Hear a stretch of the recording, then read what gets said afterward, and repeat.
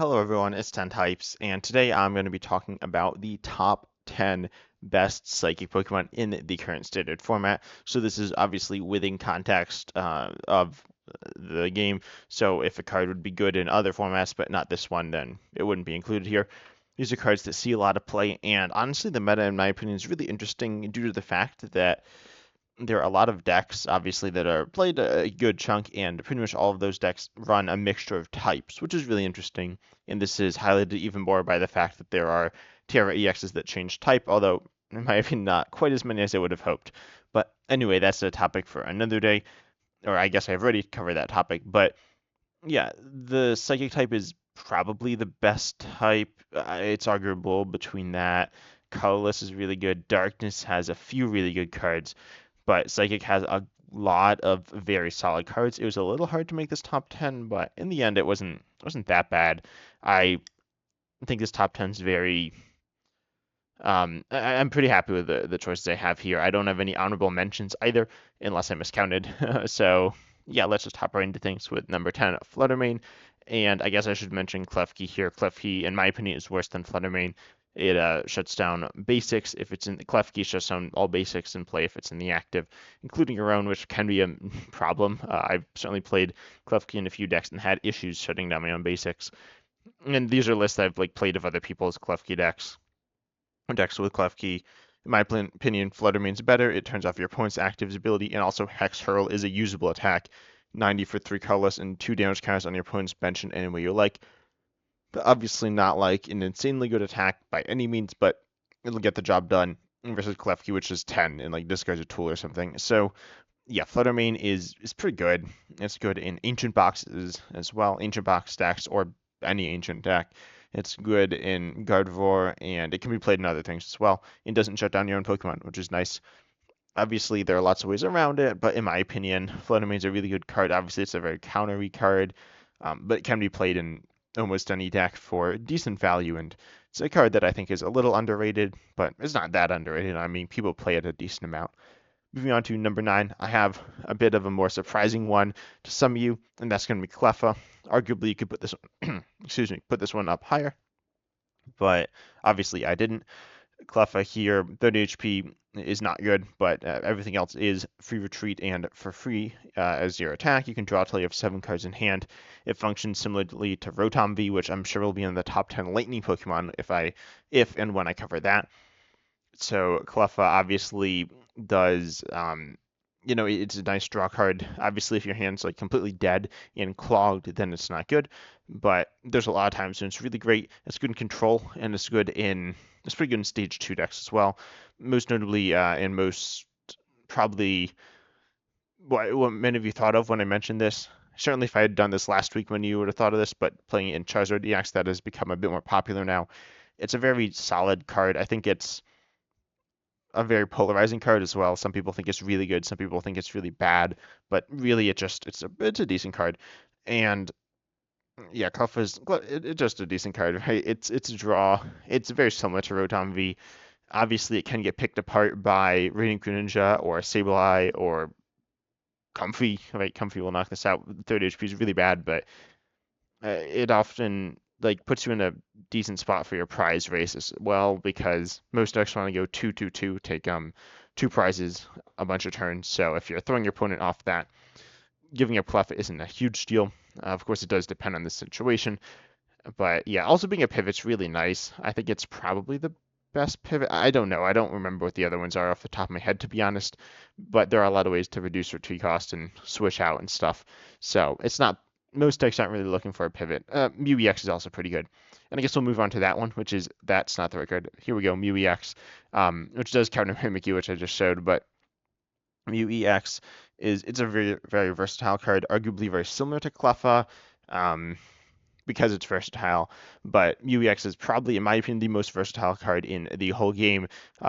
In standard, I'll say. Ironically, does not have the ability versatile, which was an ability on a lot of Mews, including Mew EX in the past. But you have restart here, draw till you have 3 cards in hand, which is nice. It's not insane, but it can be nice. You can definitely draw 5, 6, 7 maybe cards throughout the course of the game with this ability, which is pretty nice. And then you won't always be drawing any cards, though, to be honest. 180 HP is low, but then you have Free Retreat, which is really nice. And then you have Genome Hacking. Choose one of your opponent's active Pokemon's attacks and use it as this attack. As I just mentioned, it's a perfect, or not perfect, but it's a very good out to Mimikyu. And it can, of course, be played in any deck because it is colorless, or pretty much any deck. Outside of that, you can use Double Turbo Energy. You can use Mirage Gate. You can do a lot of different things to power this up if you want to, and you don't have to attack with it. Just being a pivot and a mediocre draw engine is good enough a lot of the time. So you can just put this in all sorts of different decks. It doesn't really shine most of the time, but there are some times when it's like incredibly clutch as well. I think it's probably a card that it's just a nice addition, and it will save you in certain scenarios. With genome hacking and be like insane, Giratina V-Star knocks itself out. Mimikyu, as I said, knocks itself out with its own attack in terms of damage. If you copy it, is what I'm saying. So Giratina has 280, does 280. Mimikyu has 70, does 70, essentially. And something like Miraidon EX will knock itself out. Not super commonly played, but it's decent. There are a bunch of Pokemon like that. Hitting Psychic weakness is pretty bad, so unfortunately you're not here as a weakness hitter really, but it's fine. And UEX is still really good. I think it might be a little underrated as well. Not that underrated. It sees a lot of play, and scrolling down here we see it's in a wide variety of decks. Next up, as I said, we do have Mimikyu in number 7. Safeguard, prevent all damage done to this Pokemon by attacks from your opponent's EXs and Vs. As I said, it does not stop effects of attacks, such as its own attack, which does 70 in the form of damage counters. That's why UEX can copy you. And also, this will be walled by Charmeleon from... Yeah, I honestly completely forget what the Charmeleon's from. It might be Paldean Fates. But yeah, the newer Charmeleon, it does wall Mimikyu, which is actually a big issue. But outside of that, I mean, it's really nice. It can come in clutch so often. It's good in Gardevoir. It's good in control. It sees a lot of play in control. It's honestly, in my opinion, really nice in a Lost Zone, as it is like a low range attacker, but you have a bunch of those in Lost Zone, and that's kind of how the deck can flow with the single prizers. I guess some of those approach mid range, but I'd say most are low range. And so you can go and just knock out basics, 2-shot, or 3-shot, even some like bigger Pokemon, even 4-shot, 5-shot. But if you're not taking any damage, it literally doesn't matter. You can take as many turns as you want. I mean, not infinite turns, but you can take a lot of turns. There is some healing. Professor Tercenary is a bit of a pain, but I mean, it's really good. Again, there's also a lot of gusting, and people are playing Iron Bundle, but Mimikyu's still really good. It's really difficult to deal with consistently for a lot of decks if you can actually attack with it, and that's why I think it's really great to attack with, because then your opponent is just, they might not be able to do anything at all, or they might have some option, but it's pretty bad. Like Chien-Pao, they have Reading Greninja, but let's say you've like Bravely Charmed up, so you can't be knocked out by that. Well, then you need to attack with Baxcalibur, and attacking with Baxcalibur isn't really something you want to do because it's your engine, or it's your energy accelerator, I should say. So Mimikyu is really great to just be a bit of a pain for really not every deck, because there are a few single prize decks, and like Future Boxes has Miraidon, and Miraidon isn't too good for this, but for a lot of the time Mimikyu is just really good and super underrated as well. And a card that I highly recommend you toss into your decks. It's not, it doesn't beat everything, and there's no deck that really beats completely, but it doesn't need to be an auto win. It just needs to be a big curveball for your opponent. Next up, we have Iron Crown EX. Iron Crown EX is kind of insane, but it's also not insane. Its attack here does actually go through effects of attack, so it will hit through Mimikyu, will hit through Manaphy. It does a lot of things, but the big thing, of course, is Cobalt Command. Attacks used by your future Pokemon other than Iron Crown EX do 20 more to your opponent's active. This is really good with Miraidon and Iron Hands EX, as well as other things, but mostly those two. And it's really elevated future box or future hands or turbo hands, or the deck with Rhydon and Iron Hands and Iron Crown and maybe some other things. But yeah, that deck's pretty good because of this card. It's not exclusively good because of this card, but it's really important. And we've seen that the Miraidon Iron Hands EX, Iron Crown EX combo, it's just like devastating to so many decks in the early game, assuming it gets set up. It can definitely whiff. That's something I will say, but it's still really good. Iron Crown EX is a Pokemon that it's a pure support. Or it's not a pure support, but it's mostly a support Pokemon, and so it's a little hard to classify as it's very much linked to a few specific Pokemon. Obviously, if Iron Hands EX and Miraidon weren't around, it would probably not be very good, but they're around, and so it is good. Also, you can attack, and its attack is decent. As a spread attack, it is sometimes good, but a lot of the times enough to get by, so it can't really be boss trapped. You can just chuck in a few psychic energies, and I'd highly recommend you do that in a future box deck so that you don't get boss trapped by Pidgeot or Snorlax or Mawile control. Next up, cracking the top 5, we have Gardevoir. Gardevoir's Psychic Embrace is a really hard ability to rank, or Pokemon, I guess. The Pokemon as a whole, its attack obviously isn't anything special, though not terrible, but you can just accelerate a ton of Psychic Energy and then go ahead and you damage your Pokemon, but then you do big damage with them. And so you obviously have a lot of different options that aren't as strong as their pre-rotation, but still very good. Notably, we have, as a bit of a spoiler, I guess, none of the other Gardevoir attackers, or none of the Gardevoir attackers are on this list. I guess Fluttermane and Mimikyu are Gardevoir attackers, but they're not the main ones. The main ones are Drifloon and Screamtail, I think, and you can attack with other things as well. Gardevoir's a really solid deck, though. It's honestly a deck that I'm not 100% sure on how good I think it is. I'm not sure if it's a top 10, but it's certainly very close to a top 10 deck, borderline top 10, and that's something that I wasn't necessarily expecting out of it, although I thought it was going to be, yeah, I thought it was going to be okay, and I guess it's been okay, but Gardevoir X's ability is just insane, as it literally accelerates all of your energy from the discard, which is really, really good, and yeah, and of course, on top of that, we got the number 4 card here, Kirlia. Again, I wasn't really sure where to put this one. Discard 1, draw 2 is it's nice. The issue is it's not the best draw engine, right? Barrel's probably better. Barrel Scorvit specifically is probably better. Pidgeot EX is probably better without Path. And then of course you have the Lost Zone engine, right? Lost Zone engine's pretty good. And so you have all these different engines, and they kind of overshadow Kirlia some. And also Kirlia's played a lot in Zoroark, which rotated, and with a stage 2 Gardevoir single prizer, which rotated. So, yeah, I mean, Kirlia, it's really good, though. It's a very great draw engine. Synergizes obviously really well with Gardevoir. And also, I'm going to kind of lump in Gallade here. Arguably, I shouldn't, but I will. Letting you search for a supporter every turn, and it is a very viable attacker.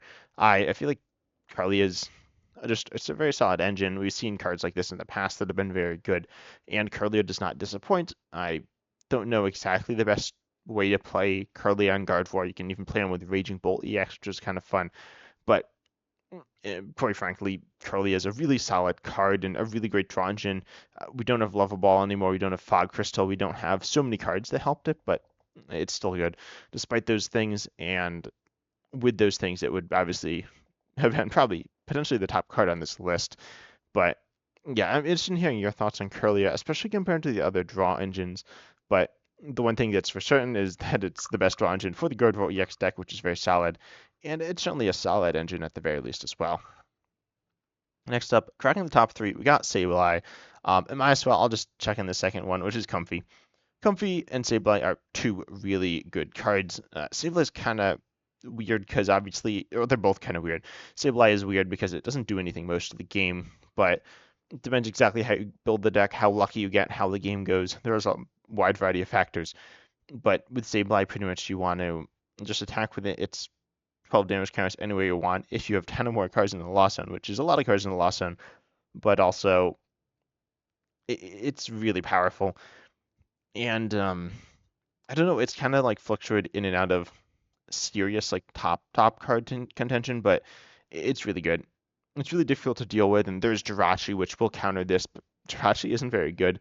Jirachi does counter this decently well, but it's pretty niche, right? I don't think Jirachi is very good, and so I'm not so worried about that stopping Sableye. And again, you can like Radiant Greninja the Jirachi, and then or you can Sableye the Mana Fuse to kind of force them to play both, and then it's a really big pain for them. Also, it is a single prize. It's probably the best single prize 1 energy attacker in the game. I'm sure I'm forgetting something, but it's really good. I don't really think that there's a a better attack just for like regular damage. I mean, obviously damage output in terms of like numbers isn't insane, but in terms of like the versatility, it's really good. And then yeah, I mean, there's not too much else to say about this other than it's good with Cramorant, it's good with whatever other attackers you're playing in your deck. Radiant Charizard or Radiant Greninja synergize well with both of those. Also, sorry if there's any background noise, but with Comfy as well, obviously Lost Zone is really good, and it's very determinant on Comfy or dependent on Comfy because I mean this is the Lost Zone card, right? You do have Colossus Experiment and you do have Mirage Gate, and those are very important, but so is Comfy. So pretty much Comfy is kind of the Lost Zone deck, and it kind of represents it here, and it is just so integral to it. And then with that, you can obviously draw cards. And it's a decent engine. It's not insane, but it's not terrible outside of putting cards in the Lost Zone. But then obviously putting cards in the Lost Zone is really great. So you can do a lot, and it's really hard to deal with. Comfy is definitely a really good card. I don't think anyone would deny that it deserves to be this high on the list, other than you could say, like, oh, on its own, it's not good, but it's not on its own, right? And yeah, it's obviously very important to arguably the best deck, but certainly a top five or potentially multiple top five decks with Lost Zone variants. In number one, though, I have Mawile here with Tempting Trap and Bite. Bite is usable, but the big thing, Tempting Trap, during your opponent's next turn, the Fanging Pokemon can't retreat, and they also take 90 more damage during your next turn from attacks. The 90 more damage is almost never used, but it is something you can use. I've not messed around enough with it to fully see its use with the 90 more damage, but I've certainly seen the use of Tempting Trap as a, well, trapping card. So Snorlax is obviously really good, but I've said this a few times, and I think Mawile is just, it's not objectively better than Snorlax, but a lot of the time it is better. Kind of need to pair it with an onboard draw engine, which could be Pidgeot, could be the Curlier engine as well. And then you just go ahead and draw lots of cards with those. This means you don't need to Rotom V or Cleffa to end your turn.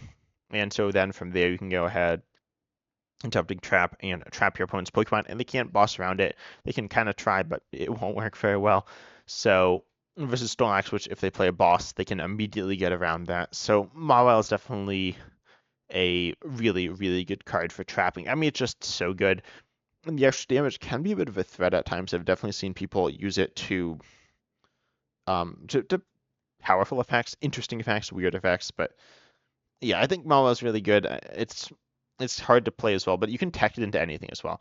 You could tech it into let's see, let's fight like Lost Zone or Arceus or okay, well that rotated.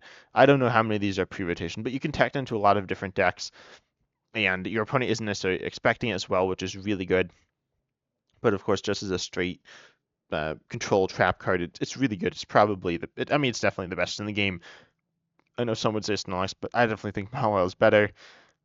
And control's really good, and this is very important to control being very good. But anyway, here's my those are my top 10 psychic Pokemon in standard. I'm interested in hearing your thoughts down below. I'm sure some of you will, or potentially many of you will disagree with Mawile, but I do believe that it's really good. And Bite, I mean, you can use Bite as well. You're hitting 180 across 2 turns, but this is probably to a support Pokemon, so that can be useful. But anyway, that's all for today. I hope you enjoyed. Consider liking, subscribing, clicking the bell, commenting down below, and all that good stuff. And as always, I'm excited to see you in the next video. Also, sorry, I'm kind of tired and kind of allergy season, yay. So I'm a little out of it, but I hope you enjoyed. I'm excited to see you next time.